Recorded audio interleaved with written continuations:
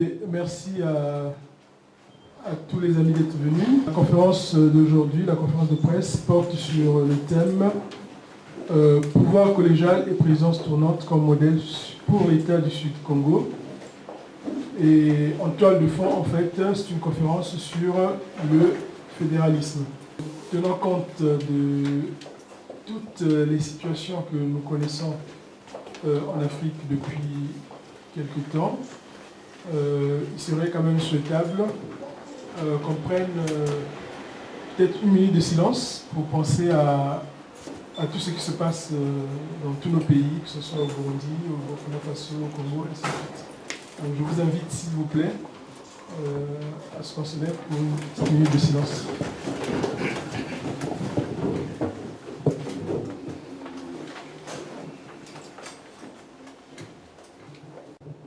Merci.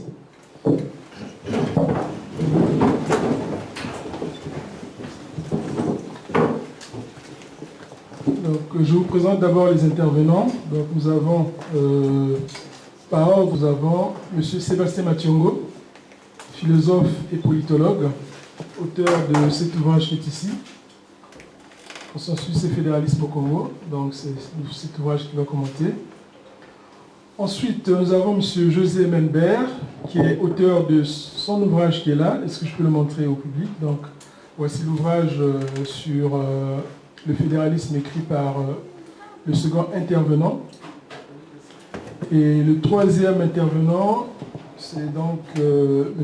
l'honorable Robert Poati-Pangou, qui est un ancien parlementaire, qui va nous présenter donc l'État du Sud Congo. Mais juste une petite introduction pour la conférence. Donc nous assistons en fait depuis quelque temps, je dirais même depuis le printemps arabe, à une accélération de l'histoire africaine. Et cette accélération,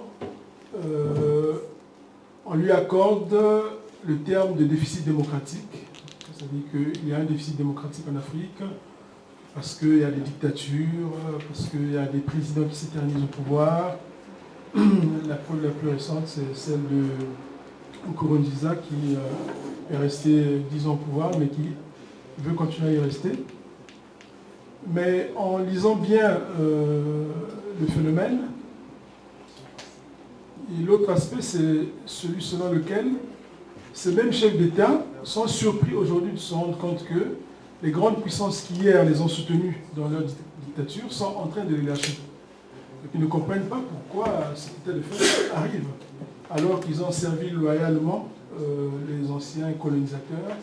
Ils ne comprennent pas ce qui se passe. Est-ce qu'il n'y a pas aussi un problème du système que nous avions hérité depuis la colonisation, enfin depuis les indépendances nominales?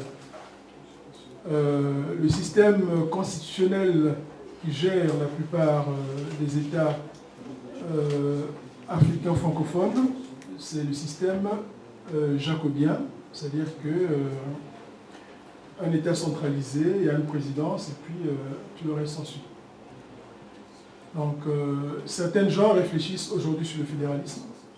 Ils se demandent est-ce que le fédéralisme ne serait-il pas une voie? Et donc c'est un peu l'objet du constat qu'a fait Mationgo avec son ouvrage, ici. Et voilà pourquoi il est présent. Il va nous en parler. Et c'est aussi le cas de Menbert, qui est lui ingénieur qui travaille vraiment profondément sur cette question. Et donc en troisième partie, on se rend compte qu'il y a une personnalité politique qui est l'honorable Poati-Pangou, qui lui, justement, veut se servir de ce modèle comme une issue, comme une voie pour le Congo-Brazzaville. Mais donc toutes ces questions-là doivent être mises à discussion pour voir que faut-il faire, où est le problème. Donc nous sommes ici sur une table de discussion pour essayer de comprendre les mouvements actuels de l'Afrique contemporaine, voir s'il y a des pistes. Est-ce qu'il y a peut-être des pistes que nous n'abordons pas?